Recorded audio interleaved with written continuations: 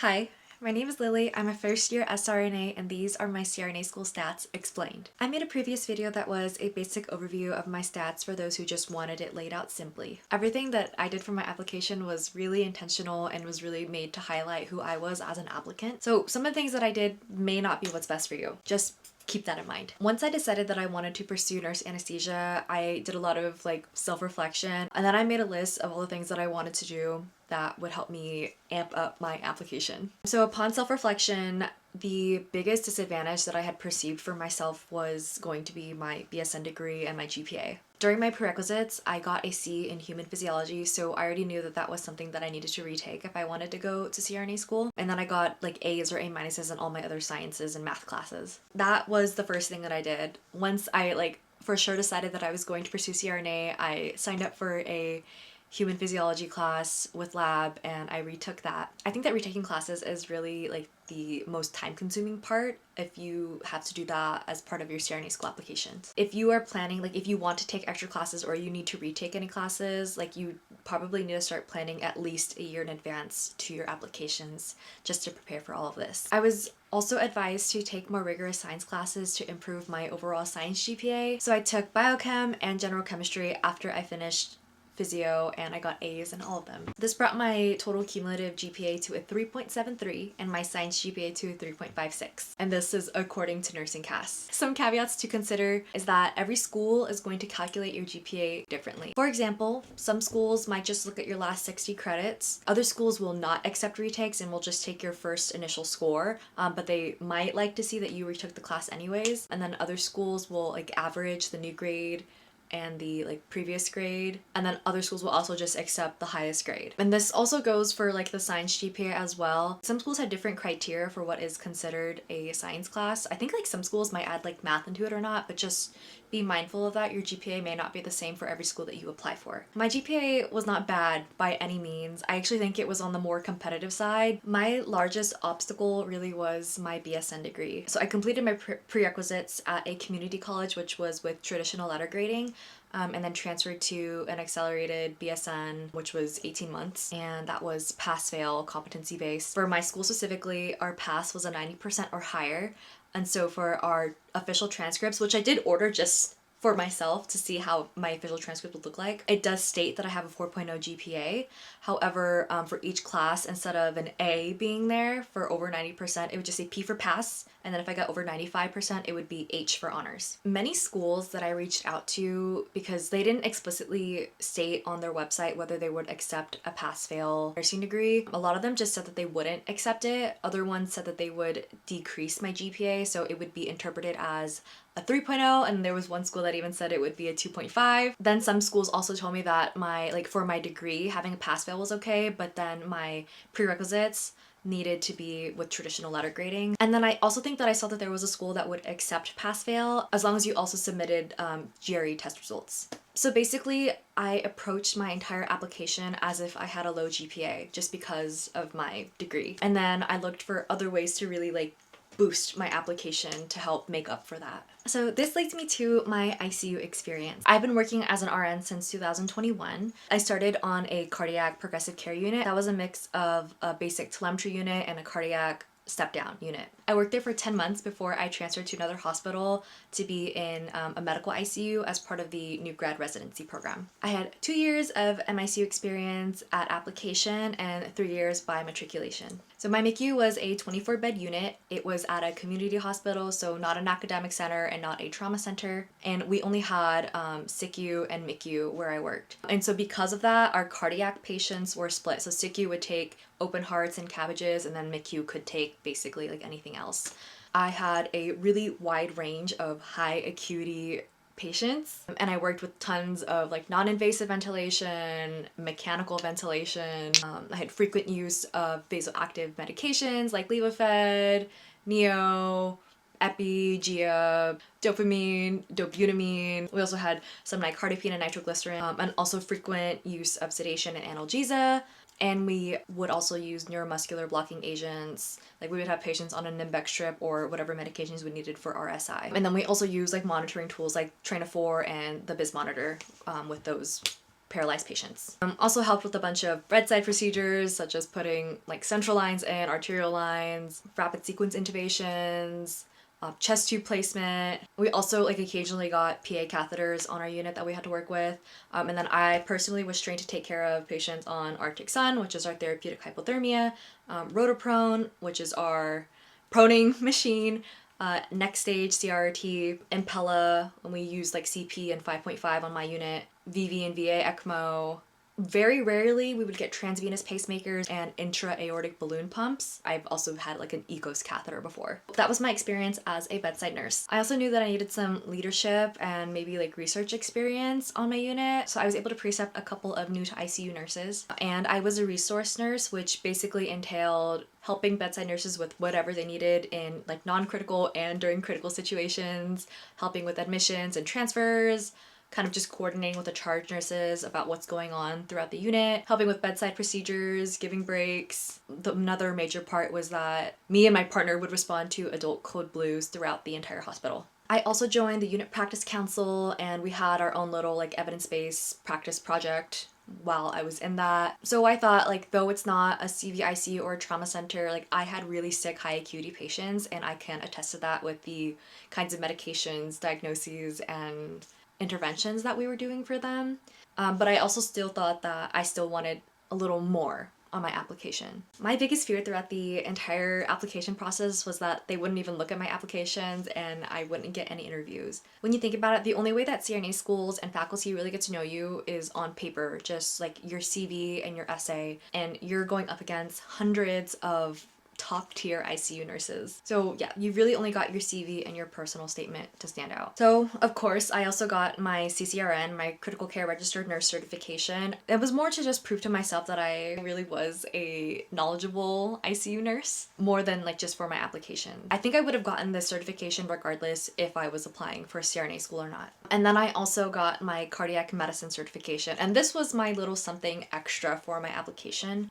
I worked with quite a bit of cardiac patients, so it felt very appropriate for me. Certifications, in my eyes, are really just like paper proof that you have the theory and knowledge down as an expert in your field. I've heard mixed opinions on whether they really add any value to your application, like getting more than just your CCRN. When you're desperate to stand out, I think anything helps. It was valuable to my learning as an ICU nurse as well, so I really didn't mind having to study for that. Next, so some schools that I applied to did require the GRE. I got a 303 cumulative score, so 154 verbal, 149 quant, and a 4.5 in the writing. Honestly, this was the one requirement that I kind of just like BS'd. There are a lot of schools that are phasing that out right now. A lot of schools said that it was just a university requirement, not necessarily a nurse anesthesia program requirement. So like hitting the minimum was really all that I needed, and that was all that I was aiming for. I bought a couple $100s worth of study materials, and a lot of things happened in the time that I was studying for my exams. Like I got a concussion, I was moving, I was also studying for the CMC concurrently, and I kind of just decided like that I wouldn't study for it. I ended up only studying about like 3 days before the exam, but I hit the minimum, so it worked out for me, but definitely would not recommend that because it is, it costs a lot of money to take the exam. So get your money's worth and study for it so you don't have to take it more than once, because it really is a horrible test to take. Probably was one of the worst things that I had to do in the entire application process. For memberships, I maintain my AACN, which is the American Association of Critical Care Nurses. I maintain my membership in the AACN to really just show that I had a lot of interest in critical care. And I also liked reading like the journal articles that would come with the membership. And hot tip, it is possible that you may be asked about like recent research articles that you've read. You never know. I also was a member in the Diversity in Nurse Anesthesia Mentorship Program, which is part of Diversity CRNA. That was where I first learned about the CRNA profession in depth, and I felt that being in this membership kind of just gave a little more insight. I felt that it gave me a little more character. So some background about me. I grew up in Stockton, California, which was actually named like one of the most diverse cities in the country back in like 2020, I think. I was just surrounded by a community that really embraced and celebrated diversity, and I'm POC and a child of immigrants myself. So I find a lot of joy in supporting an organization that works to decrease barriers and encourage more POC to really step into fields like this. So this brings me to my volunteer experience. I volunteered at an elementary school and I helped tutor children with a refugee background. My parents and their families came to the United States as refugees of the Vietnam War. This volunteer experience was something that I thought really reflected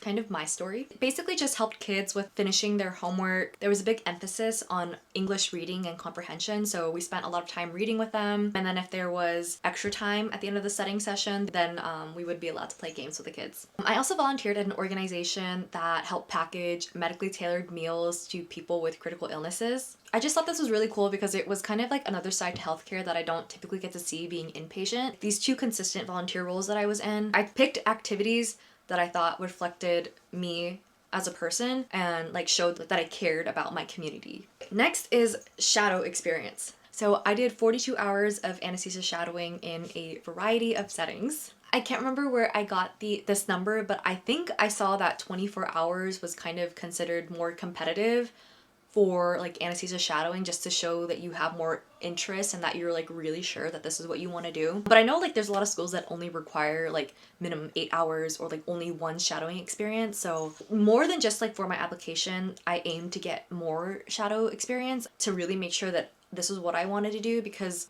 the more that I shadowed, the more that I like really ended up enjoying and liking this profession. So I went to 2 academic centers, 1 community hospital, 1 ambulatory surgery center, and then 1 pediatric dental surgery clinic. I really wanted a wide variety of like anesthesia settings, and honestly I kind of just went wherever I could get to, because a lot of the places that I was able to get into was through networking, but it was so difficult for me to find a place that would let me come in and shadow. Like majority of the places that I tried to ask to shadow for in California, in the city that I lived in, just told me that shadowing was only for like would only be allowed for employees, and so it was hard. I think that was really the hardest part of my application, and the part that took the longest, also aside from taking classes, was trying to find shadow experience, because I think I spent like 6 months trying to find a place that would let me shadow before I got my first yes, and it was 2 states away. Last part, I had a lot of anesthesia related events that I attended. This includes 2 diversity CRNA conferences, 1 in Pittsburgh and 1 in Oakland, California. I also went to like a virtual diversity CRNA boot camp. I went to the 2023 CANA Fall Conference. I also went to the CANA NAR workshop, like that was a virtual conference, and then the 2024 AANA Annual Congress in San Diego. So I went to quite a lot. Sachi from the CRNA club, she was the one that was really encouraging people to go to these conferences. And so I think that this is something that really kind of helped me stand out in my application. Like I'll never know for sure if it is something that is. The first diversity CRNA conference that I went to kind of really just changed the whole trajectory of my future, because that's when I like was set on pursuing CRNA, and that's where I met my mentor. She was another Vietnamese SRNA who is now working as a CRNA. The magic of the diversity CRNA conferences is that you really get to meet a lot of people who could either be in like mentorship roles or also like other applicants. You get a lot of camaraderie and support from that community. I also went to that diversity CRNA conference in Oakland because I originally wanted to apply to only California schools, but then I only ended up applying to 1 California school and they rejected me like right away. I don't even think like a day passed before I got a rejection email from them. So I don't count that because I never sent a full application to them. The other schools I didn't end up applying to because I had already received my acceptance for my top choice, and that's the school that I'm currently at, so yay.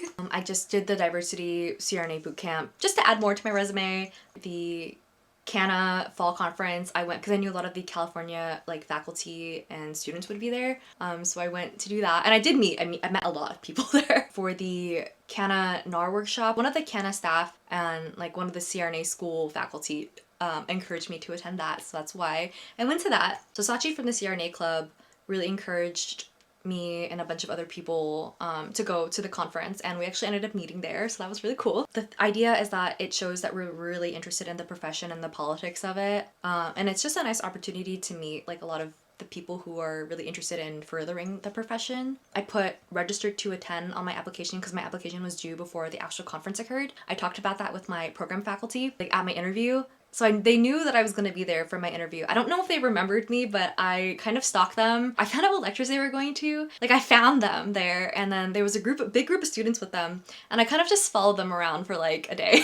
Did it help me get in? I have no idea. As you can see, I had a lot of different components that went into making my application the best that it could be.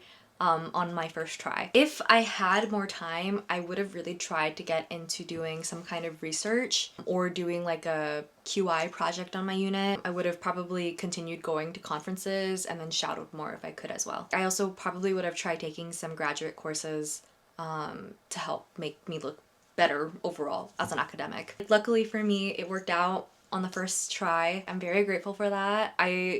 I kind of felt like I was miserable the whole like year that I was applying for CRNA school. The whole preparation and application year, I was focused, just very, very focused on what can I do to make myself better to get into CRNA school. Trying to do more in the ICU on the unit, and just I was like working a lot. Just it was all consuming during that.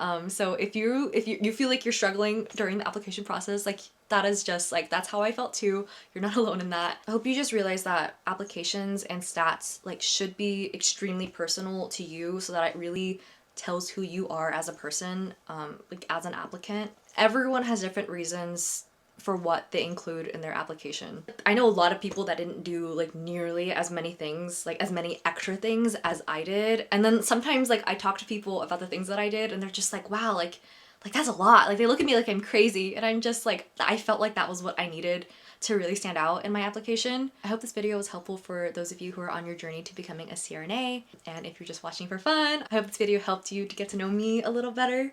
Thank you for watching.